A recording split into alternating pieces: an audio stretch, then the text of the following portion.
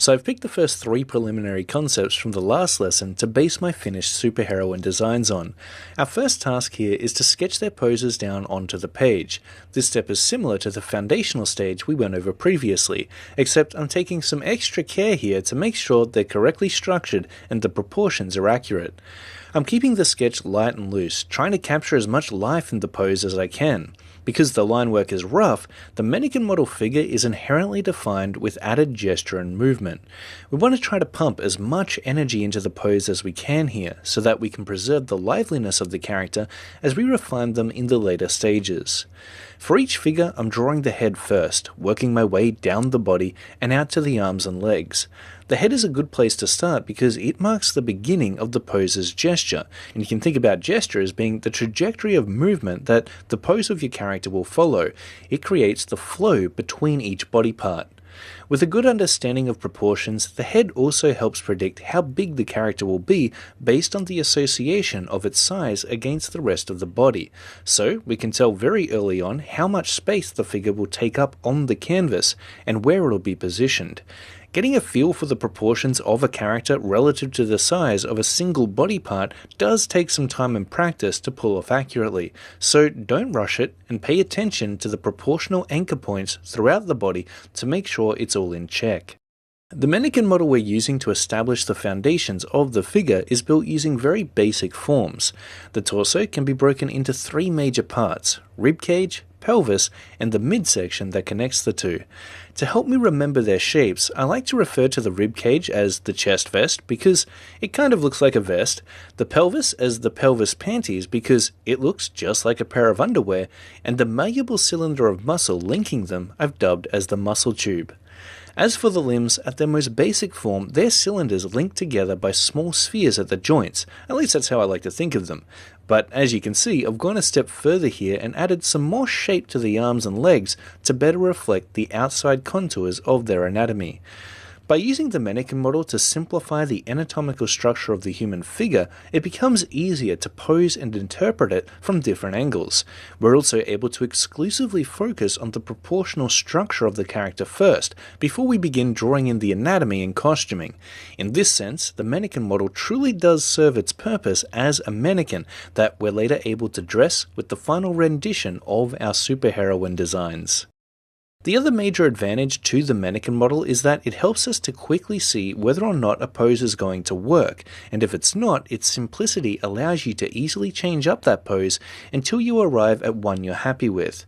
For example, this character's pose was drawn out twice at the start, and repositioned multiple times before I eventually settled on something. That's why it's important not to be too precious about your figure drawings in the beginning, because this step is all about trial testing different ideas before you set things in stone. Give yourself the freedom to mess up and experiment. That'll give you the best outcome.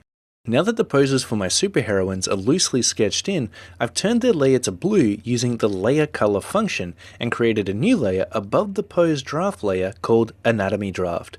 This next stage is all about defining the underlying anatomy for each character. Again, I start at the top and work my way down the rest of the figure, outlining each major part of the body first before filling in the interior contours for each muscle group. As I begin defining the anatomy for the first character, you'll notice that the pencils are kept tighter to create cleaner, more distinct line work. To achieve this, my grip is fastened and lowered toward the tip of the stylus. The amount of pressure applied as I draw is carefully calculated against the size of my brush. What I'm looking for here is just the right amount of density and thickness within my lines. This still isn't as polished as the final drawing will ultimately be, but it's more refined than the previous sketch. For that reason, it's important that we continue working quickly to preserve the energy of the original pose as much as possible, ensuring each line is slick, sharp, and streamlined. But why are we going to the trouble of articulating the muscle groups of our superheroines to this degree of definition? Well, it's because every aspect of the design will conform to their underlying anatomy to some extent. So to get the character's costuming to look as though it's fitting around their body in a convincing way, we must have a good understanding of what's happening underneath the surface. If the mannequin model serves as the foundation of the character, holding within it the principles that make them work structurally, their anatomy is the next layer of development beyond that, helping us to articulate the shape and forms of the body with an added level of clarity. This is where the sculpting process begins. We're taking the basic armature of our character, established by the mannequin, and building the muscle groups around it. I've also found that by defining the character's anatomy in this way, it allows me to solidify their pose and check whether or not it actually works functionally. After all, the human body has its limitations, and although they can be pushed to an extent when it comes to drawing comics, they shouldn't look broken or twisted into impossible positions. So, any issues with the character's pose usually become more apparent at this stage, and if I spot any, I'll change it up and tweak the outline of the body part in question. Rather than copious amounts of detail and rendering, what makes a powerful character illustration stand out among the rest is the strong shapes articulated by the outside contours of their anatomy. Pro comic book artists like Jim Lee know this well, and if you look at various examples of his work, you can see the sharply defined shapes that encompass the finer details. This builds on the idea of creating a vivid silhouette for your characters, and the muscle groups we're laying in here are going to help us later define each part of the body with accurate shape. Learning anatomy isn't just important for capturing an eye-catching silhouette, it also helps us to present an accurate representation of the surface layers covering the character's body. You simply can't get away with cloaking them in clothes without understanding what's going on underneath the surface. If the material of the character's outfit is made of tight spandex, for example, it'll conform tightly against the figure, and rendering the underlying muscles might be required to properly reflect that. Even loose-fitting attire such as coats and dresses all fold, wrinkle and crease according to the character's body. That's why having a basic knowledge in anatomy makes you a much more dynamic artist. It's a fundamental learning curve that, once conquered, can be used to determine how everything layered on top of it fits together: clothing, armor, rendering details, and everything else that goes into the finished design. You gain more confidence knowing that no matter what position you're drawing the character in, or what angle you're drawing them from, you'll know exactly how everything above their naked body should conform. Yeah, if you're shy about nudity, unfortunately it's a necessity when it comes to drawing characters purely from your imagination. Having studied the human form in all its naked glory is the only reason I'm able to put together the muscle structure for these lovely heroines based on memory alone. Of course, you don't have to possess a perfect recollection of each muscle group throughout the human body to draw your comic book characters effectively, but it helps to at least have a basic understanding of the major ones. When I began learning the anatomy of the female figure, I'd conduct numerous nude studies in my sketchbook each day, first from tasteful photography references, muscle magazines, comic books, and anatomical diagrams. Then I'd take what I learned from observation and try to draw my subjects from memory. I'd do these studies over and over again, focusing on each part of the female body until I was able to recreate it accurately off by heart. Of course, when Mum burst into my studio with a basket full of washing one day and busted me drawing my studies, she was mortified to see these so-called reference images plastered across my computer screen. But I gently justified my artistic intent and managed to calm her down. See, unless you're an artist, most people are taken back when confronted with the naked body of a human being, and grossed out by anatomy charts that intricately illustrate its complex muscle structure below the flesh.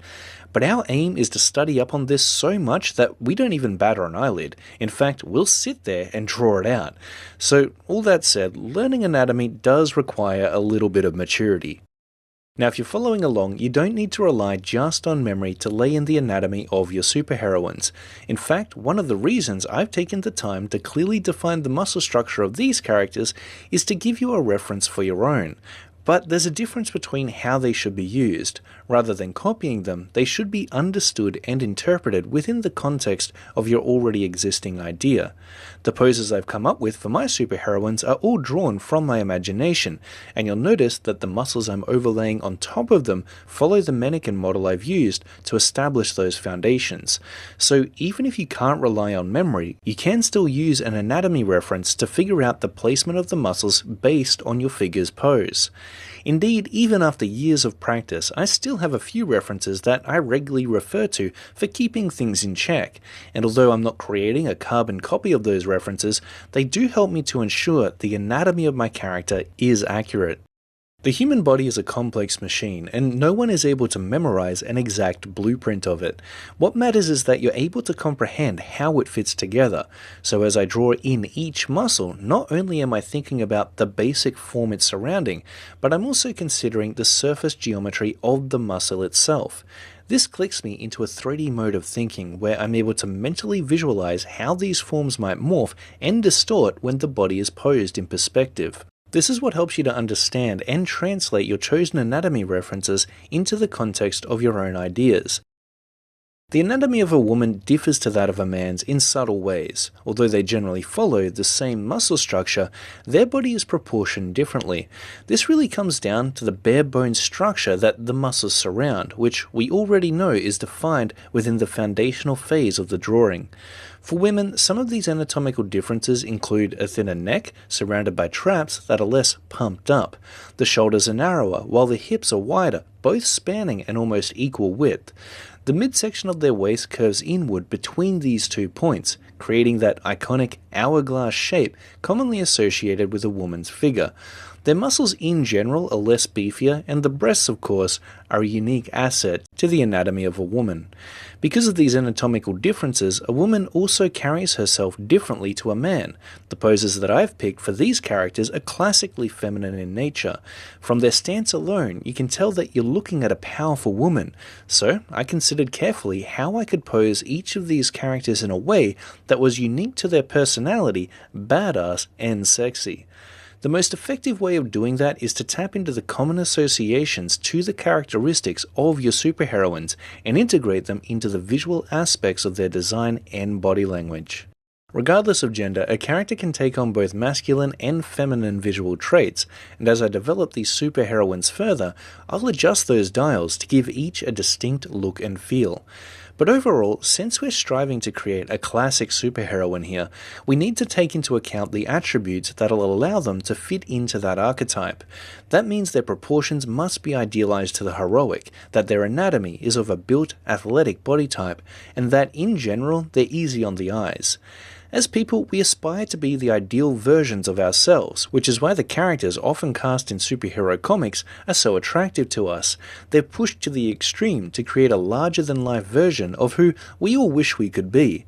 Few people are brave, bold, and beautiful like the characters in their comic book collection, but fiction and fantasy are far more impactful than non-fiction and reality, which is why we love escaping to the stories of characters like Wonder Woman and Superman, because in that fantasy world we get to be the hero.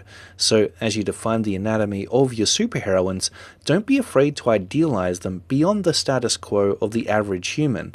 These are, after all, ultra-powerful beings possessing superhuman qualities of divine origin and likened to goddesses in Greek mythology. You can see that I'm making a few adjustments to the leg of the last character here. I've erased and redrawn it back in to pull her foot out further and give her stance more stability. When posing a character, it's important to always make sure that their body is balanced with their center of gravity in mind. In order to stand on one foot without falling over, for example, you'd have to shift the weight of your body to remain upright. You might do that by leaning to the left or the right depending on which leg you're standing on, using your arms as a counterweight to account for your lack of support. Tightrope walkers are masters at doing this, and our characters are the same. If you don't ensure that their pose looks balanced based on its center of gravity, they simply won't look grounded. It'll appear to your audience as if they're about to topple over, which is fine if that's your intention, but not so great for the powerful, grounded stances we want to give our superheroines. My other area of concern is the orientation of her outstretched leg. As I place in the muscle groups, I'm better able to clarify its rotation. Subtle considerations like this can be really easy to look over, leaving an artist feeling confused as to why their drawing doesn't quite look right. That's why this stage is great for searching out and addressing potential issues that could come up later. It really forces you to scrutinize the anatomical structure of your character and whether or not it works.